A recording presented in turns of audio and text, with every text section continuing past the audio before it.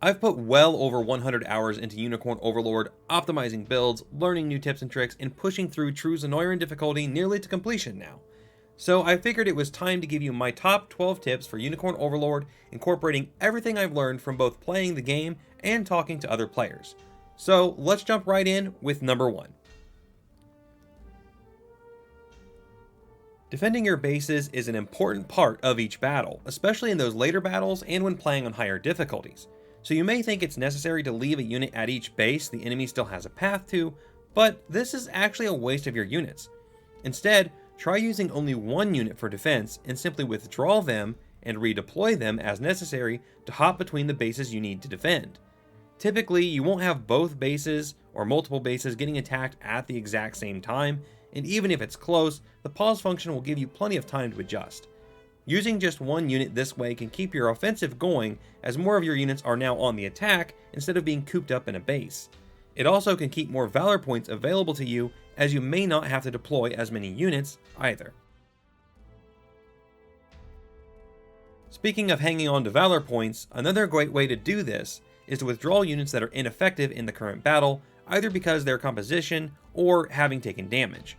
You will also find that often deploying all your units, especially if you've unlocked all 10 unit slots, results in several units just following your main fighters around and not actually helping in any way.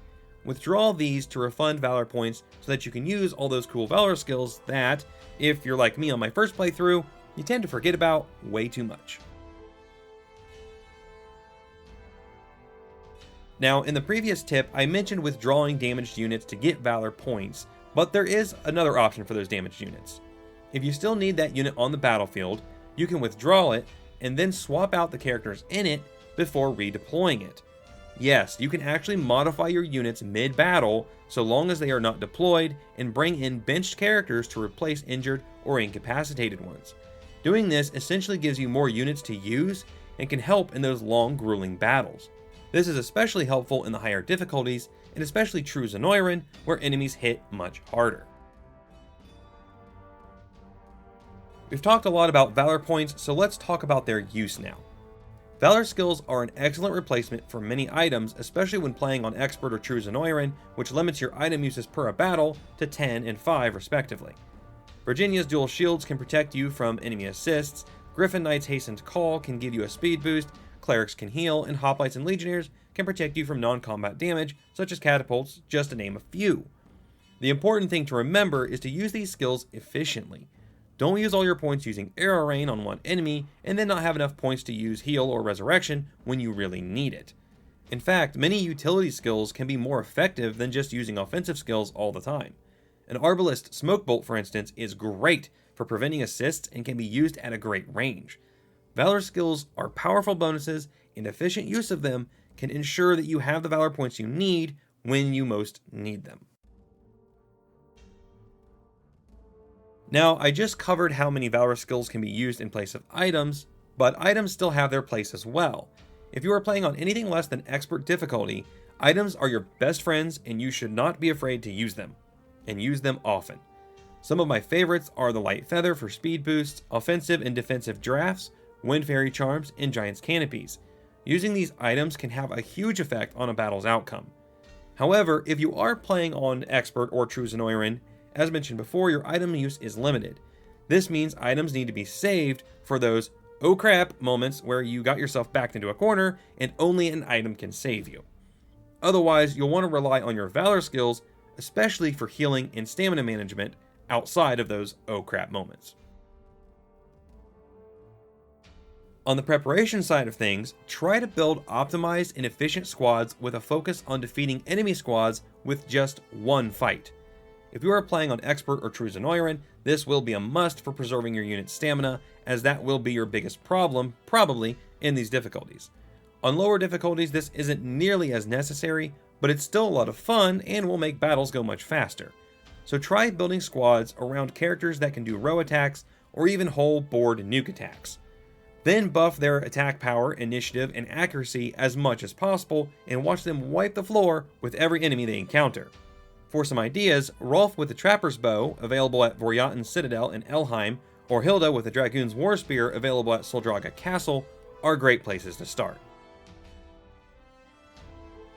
As far as army composition goes, one great strategy is to build 1 or 2 pusher units to be your frontliners, while using 2 or 3 other units as support units. The pushers should be direct combat focused, with teams built around row and board attacks, as previously mentioned. However, they could also be teams with a lot of resilience and damage output, such as teams with several knights or sellswords adequately backed up with healing and protected by a tank. Either way, these teams should be able to handle everything that comes at them and deal high damage. Then, your other 2 or 3 units should be built around archers, mages, or healers, with these as the leaders. This will allow them to provide assists to your pushers and increase your overall combat effectiveness. These teams should be strong enough to hold their own too though, so give them more of a defensive setup where they can still win fights, but just maybe not do a lot of damage. Now you may be asking, how do I manage the stamina when using just 2 frontliners?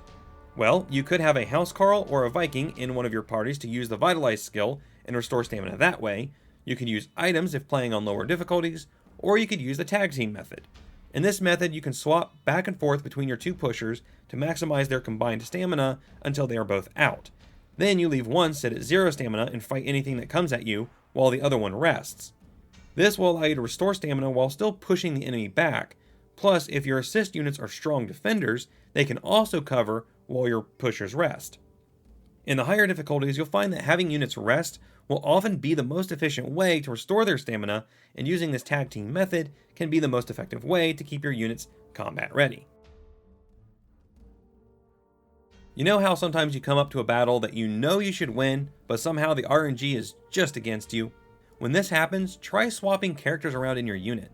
In some of my units, I've used both a guard tank like a legionnaire and a dodge tank like a thief, and simply swapping which one is in the front row has made the difference between total defeat and total victory. Also, sometimes just swapping unit positions in the same row can help too, as enemies default to attacking the character directly across from them. Try this the next time you look to be losing a battle, and you may be surprised how much the result actually changes. While you may have been aware of the swapping characters trick pre-battle, did you know that you can also swap out equipment pre-battle as well? That's right, you can just open your bag of holding and take out whatever random piece of equipment that will help you win that battle. For instance, if you find your unit without magic going up against a team of heavy guard tanks like legionnaires, you can just swap out all their weapons for new ones that do magic damage or have magic attacks, and watch the battle preview lean heavily back into your favor. This is also great for giving your team a quick initiative buff with equipment like silken scarves and so many other things that can turn a losing fight into a winning one very quickly. Try using less units. The game allows you to have as many as 10 units, but often 4 or more of these units just become dead weight as they either don't get used or fight so little that they fall behind in levels. Using all 10 units also means you have to spend a lot more honor to open up all your unit slots and upgrade them. It can be far more effective to play with fewer units so that you can save up your honors and use them to max out the units you are using and get all your characters promoted faster as well. I've been running with just 6 units in my True Zenoiran playthrough, and this number seems to work really well. Generally, I have 1 for defense, 2 for offense, my pushers, 2 for assists, and 1 flying unit for flanking enemy towers, artillery, and so on. This setup works really well and can morph over time as you need it to. As you begin to get optimized teams and can wipe out enemies without the aid of assists, your assist units can then become pushers as well. So try cutting the fat, fighting only with what you'll really use. To learn the best way to play the game and how to optimize your units, make sure you experiment. Try building units around specific skills or items. Mix up characters you wouldn't normally put together and just try new things. For instance, did you know that Berengaria can be a dodge tank? Or that a team of sword fighters can be one of the most effective teams when properly equipped and buffed? Unicorn Overlord's unit building is all about build variety and coming up with the next great game-breaking build. So go out there and try new things. If you want to see these strategies in action, check out my livestream series playing through True Zenoiran difficulty, and leave your thoughts and strategies in the comments below this video, as I always appreciate a fresh perspective. Remember to like, subscribe, all that stuff YouTube likes, and then watch this video here for some more Unicorn Overlord tips and builds. Thank you so much for watching, have a great day, and keep on gaming.